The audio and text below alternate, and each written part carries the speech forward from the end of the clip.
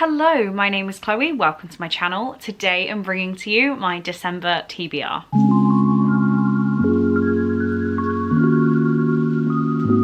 So I'm hoping to keep my reading fairly loose in December. I am currently not sure if I'm going to hit my Goodreads goal, so I need to try my absolute hardest to worry more about the quantity that I'm reading than why I'm reading each book. Saying that, I think I have 8 books to talk to you about today, 5 of which I'm going to try and read on my Christmas travels this year. If somehow you haven't heard me go on about it, I'm visiting Cole from the 16th of December, so anything I read after that date will either be one of my Christmas books or something on my Kindle. I am going to force myself to read on my Kindle because I haven't done a lot of that this year. Okay, I will stop waffling on. The first book I need to talk to you about is One by One by Ruth Ware. This is the Chloe's Crime Scene Corner pick for the month, and the buddy read will be happening in the first full week. I think it's the 4th to the 10th, but I will fact check myself and put it on screen below. I will link the announcement video for Chloe's Crime Scene Corner, but it is my book club where we alternate between dark fiction and true crime non-fiction. So this month we have an isolated wintry thriller, a luxury chalet, an opportunity of a lifetime until guests start to disappear. So hopefully I can just speed through this. I have loved and I have hated Ruth Ware, so I'm hoping I end up on the loving side of this. We will see. Next, a book I'm sure I will fly through. I'm going to start it on the 1st of December and just see how it goes. The Patreon buddy read this month is Flawless by Elsie Silver. I have heard amazing things about this series, and it doesn't hurt that it's all cowboy, redneck sounding romances, and that is 100% my cup of tea, especially as I'll be seeing Cole roughly 2 weeks after reading a cowboy romance, so I am buzzing. Every month, La Push Beach and the Cullen House Tiers get to vote on a buddy read for us to do, so for December they picked Flawless. This says, the rules were simple, keep my hands off his daughter. But now I'm stuck with her, there's only one bed, and wow, rules were made to be broken. Clearly there's a lot more I could say about this book, but I feel like I've read out this description 18,000 times. I will be storming my way through it, and I'm very excited to pop on the playlist at the back because it features one of my favourite songs, which is What Ifs by Kane Brown, and one of the first country songs I listened to. Love it so much. So I'm sure I'm gonna smash this. Next up then, the only other Patreon obligation is my TBR Jar, using the word jar very loosely. There is one pick in here from every member of the Cullen House or La Push Beach tier patrons. They get one pick from my physical TBR, and I will hopefully read it in the month I pull it out. At the point of filming, I still have 2 months to catch up on, so we will see how this goes, but I'm gonna pick it. I'm gonna stick to this, so I try not to cut these so you can see I haven't cheated. Let's go for, oh, there's 2 here. I want that one. Right, let's get this. Oh, thank God. Actually, no, this is bad. So this is The It Girl by Ruth Ware. Here we go. As much as I do want to read this book, and it was a lovely gift from Amy last Christmas, actually. Oh no, it was my birthday. I'm so sorry. So I want to read it. It was a lovely gift, but that means I have 2 Ruth Wares on my TBR for December. Both of which I need to read in the first 2 weeks. So we'll see. We'll see. I have high hopes. What's this one about? Let's remind us. So it says, it was Hannah who found April's body 10 years ago. It was Hannah who didn't question what she saw that day. Did her testimony put an innocent man in prison? She needs to know the truth, even if it means questioning her own friends, even if it means putting her own life at risk. Because if the killer wasn't a stranger, could it be someone she knows? I've heard fantastic things. Amy actually got me a signed copy, so I'm hoping I love it. But I just didn't anticipate 2 Ruth Wares on the TBR.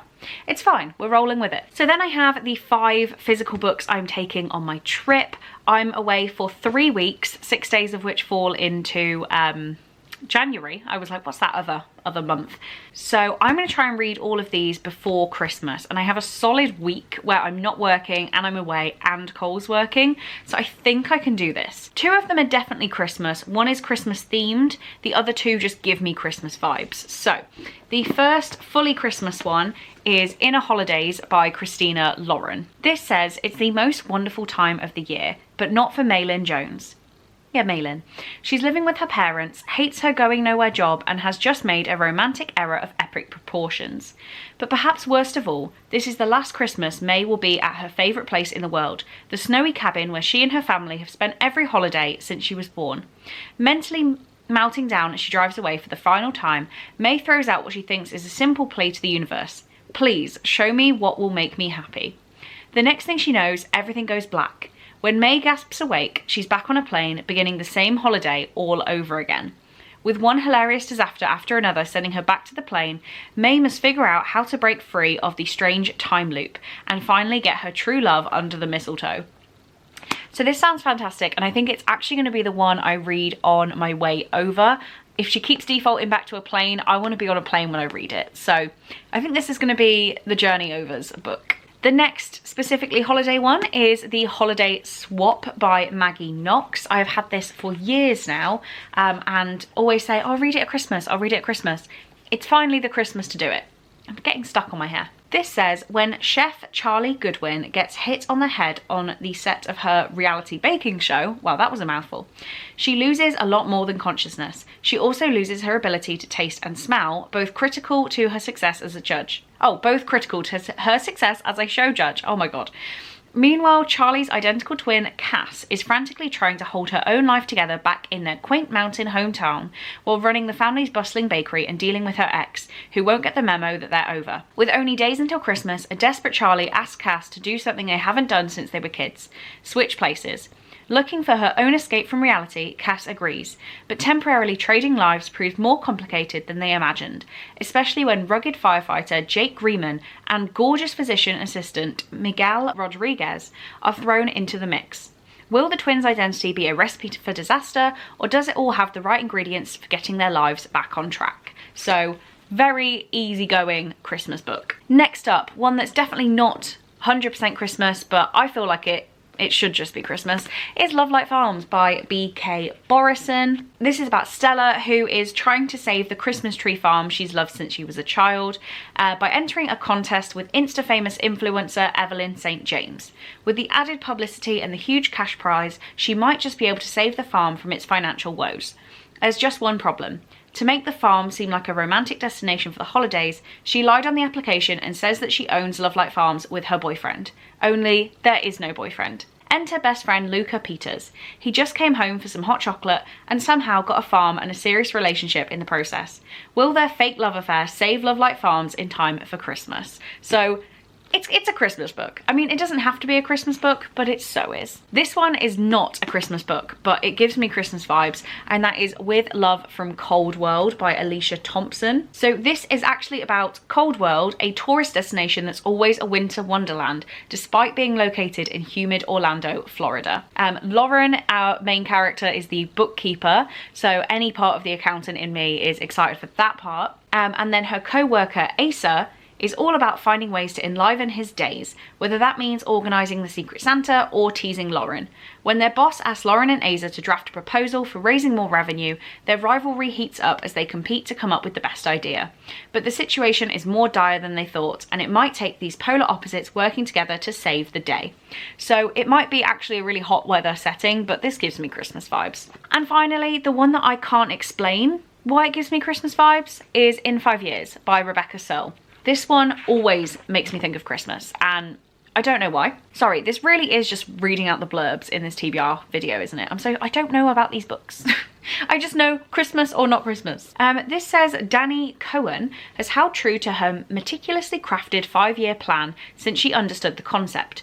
On the day she nails the most important interview of her career and gets engaged to the perfect man, she's well on her way to fulfilling her life goals. But that night, Danny falls asleep and dreams of a night 5 years in the future where she's engaged to another man. It was just a dream, she tells herself when she wakes, but it felt so real. Determined to ignore the odd experience, she files it away in the back of her mind. That is until 5 years later, when Danny meets the man from her dream. So yeah, really cannot explain to you why this one gives me Christmas vibes. It just does. It just does. It's quite short actually as well. So now that I've filmed this video, these actually all get to go in my suitcase, ready to go. I'll probably put them all in my hand luggage, I won't lie. There's space, but this one will be in my keep on me carry-on bag, not my put in the above me carry-on bag. I take so many bags at Christmas, yeah, it's a problem. But all of these can now be packed, which is very exciting. Let me know what you are planning to read in December. Are you reading Christmassy books like me, or are you not that kind of person? I'm normally not that kind of person, but I really want to smash through them this year and get the Christmas spirit really flowing. So those are my reading plans. I hope you enjoyed finding out about them. I definitely enjoyed sharing. So thank you so much for watching this video. I really do hope you enjoyed it, and I will see you in my next one. Bye.